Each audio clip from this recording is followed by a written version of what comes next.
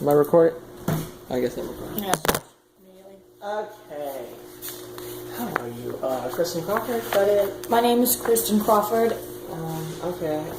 So you shoveling Chipotle in your mouth hole, that's weird. I'm really hungry, you know. Alright, these are some deep questions. You ready? I'm kind of ready. Some of these I had to, answer myself. I was like, oh, dang. Alright. Tell me about the obstacles you faced growing up and how it has made you the person you are today. I would say I was really, growing up, I didn't have it figured out. I was really socially awkward. And I remember I had one or two friends and everybody else was mean to me, and I'm talking middle schoolish, you know. They were mean and they'd pick on me, and I didn't like it. And then one day I broke away from those other nerdy friends of mine because I was a bitch. Don't put that in your paper. I'll quote that. Quote, don't say that. It's off the record. Off the record. Don't. Because I was... Became a cheerleader, right? Yeah, I tried for the basketball team. I didn't make the basketball team. That's it. That's the big one. I was a big tomboy. Split, where you Yes. the other way. I was a big tomboy.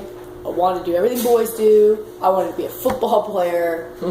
And then I tried for the basketball team. I didn't make the basketball team. And then Mom made me sign up for cheerleading. So I signed up for cheerleading. But then it turned out I made captain of the middle school team. So I started taking some tumbling classes. And I started to learn. And then as soon as I made Hebrew cheerleader before high school, suddenly I became more social. And people were talking to me and I was talking to them.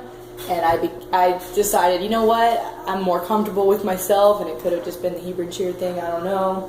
I was just more comfortable with being myself, and I figured out my makeup and stuff. And so you think your social skills have benefited? From cheerleading. Cheerleading, I think, made me become comfortable with who I am, and it also made me more outgoing to start talking to a bunch of other people. Okay. So that is what I'm going to say. Okay. Yeah. Number two. Number two. Alright, this is kind of a deep one too. Bring it. Tell me about your strengths and weaknesses when it comes to relationships. Alright, I can I tell have a long list myself. My strengths is that when I decide that I love you, I love you. My strengths is that I will pretty much do anything for you. I will pop your pimples. I will buy you stuff. I will take you places. If something's inconvenient for me, I will reschedule my whole plans for you. I will jump through hoops. The weakness of that is sometimes. What's my weakness? It was kind of different in each relationship, the strength and weakness. Because I remember, my second relationship, I was the man of the relationship. I didn't like that. My first relationship, I was too, every time I got grounded, I would cry because I was I can't see him anymore. But I think now my weakness is I have trouble letting go of a relationship. Even when I know it's done, I don't want to let go of it. And I have found that to be true with every relationship. With Jake, when we broke up, he didn't want to be in it anymore. We weren't right for each other. It was hard to break up with him. With Bryce, I dated him 6 months longer than I wanted to because I had trouble letting go of him. And, even right now, we both know we're not going to work out, but we're still kind of together. I can relate to that stuff. Yeah. Okay. Number three. Okay. How are your relationships with your parents, and how have they both influenced you? I'm really close with my mom. And I love my dad.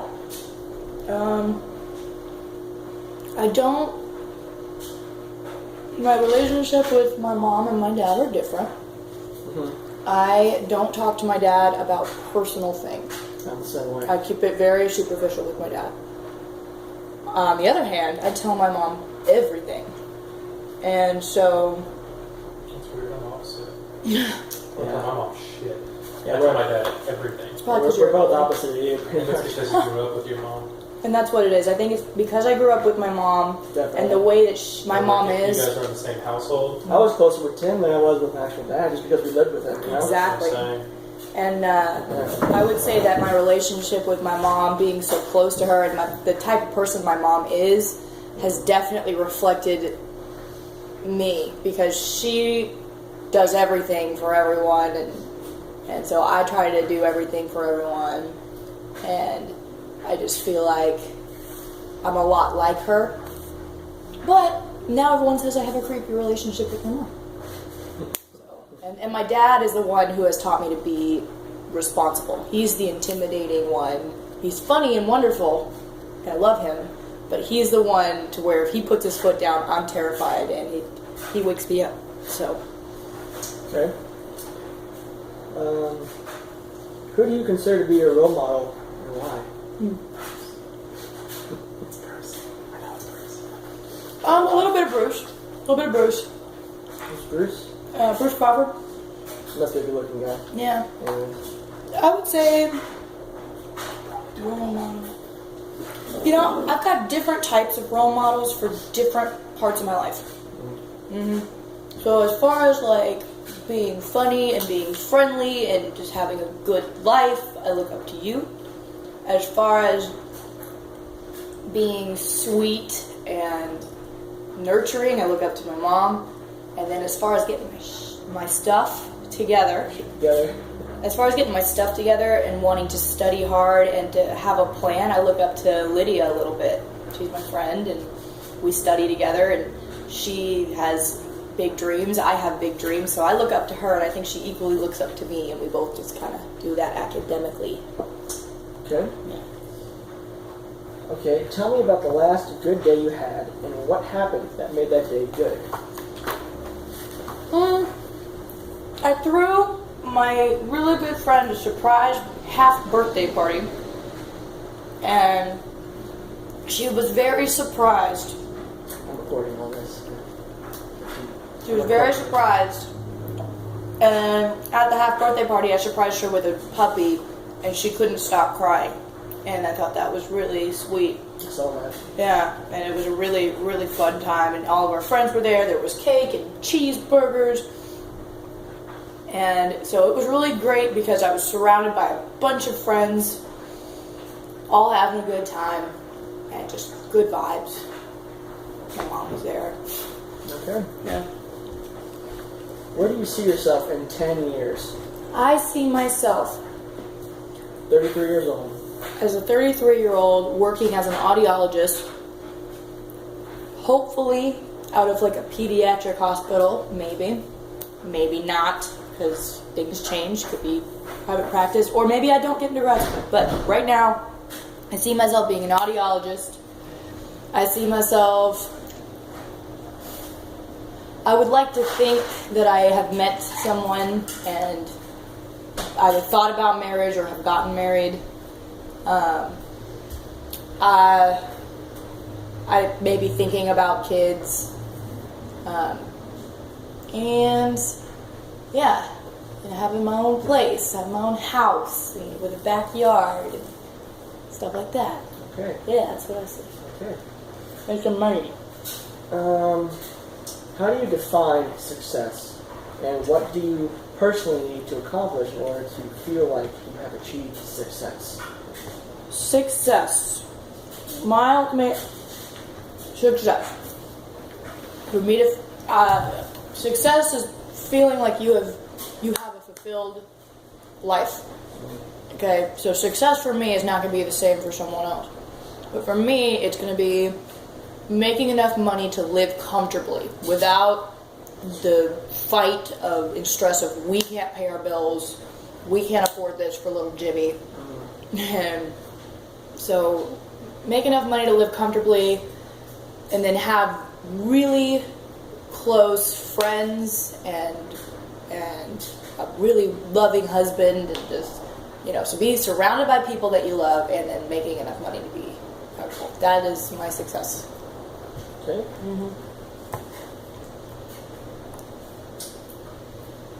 Oh, this might, no. I was going to say this ties into a relationship, but I mean, this can be applied differently. Tell me about your weaknesses, and what are some things that are holding you, or what are some things that are holding you back, based on these weaknesses? Okay.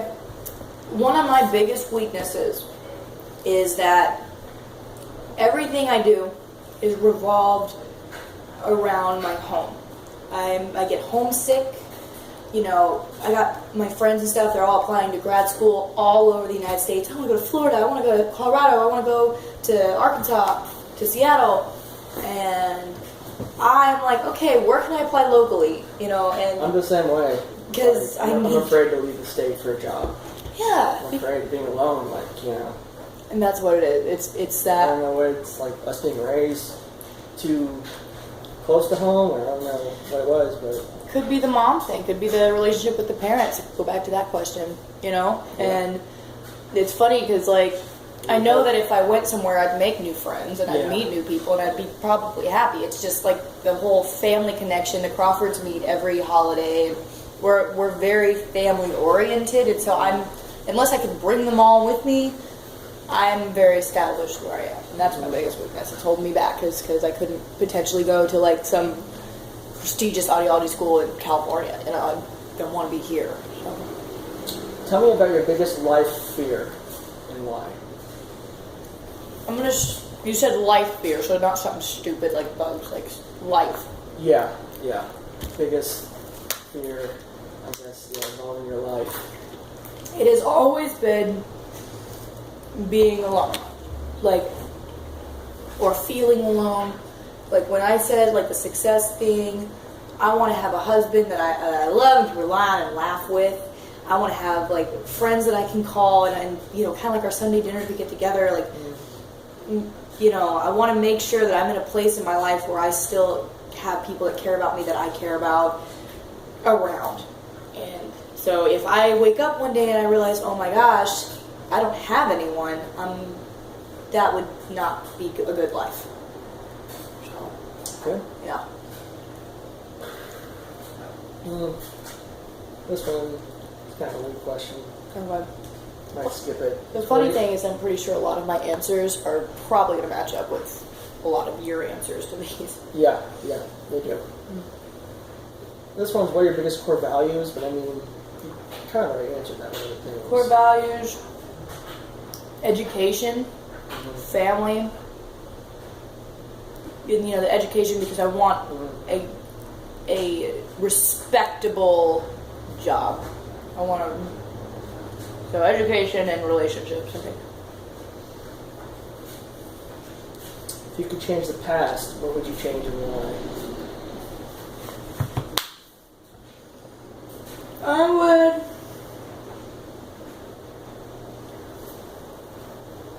I would maybe change the fact that I followed a boy to Texas Tech. I mean, I have a good friend, Lexi, from there, and I have memories from there. But if I had stayed somewhere, if I had gone somewhere else, if I had made the choice myself without any outlying factors, Baylor is probably where I would have gone. It still would have been homesick, but I could have come home whenever. But I wouldn't be so behind. I mean, I may have decided that I wanted to do something else with my life and maybe not have changed my major, so I probably just would have not let any outlying factors affect where I wanted to go to college first. What was your original major? Undecided, and then I was pre-med, and then I was pre-nurse, and then I was pre-PA, then I was child development. Now I'm speech and hearing sciences. So, oh God. Yeah, it's okay. Yeah. Well, I'm stuck now. You've committed. I'm committed.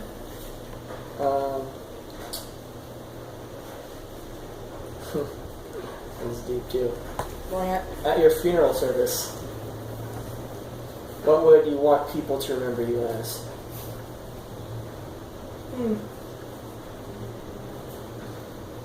Like, I guess I would want them to associate me with happy times. Like, I would hopefully want them to think, wow, she would come over and we would all just have a good time and we would laugh or play games or eat food or go do something and not necessarily like, oh, she'd come over a lot and she would talk and we would sit around. I guess, so a fun, loving person. That's what I want. That's all the questions I got. $2,000. Oh my gosh, I was afraid to do this.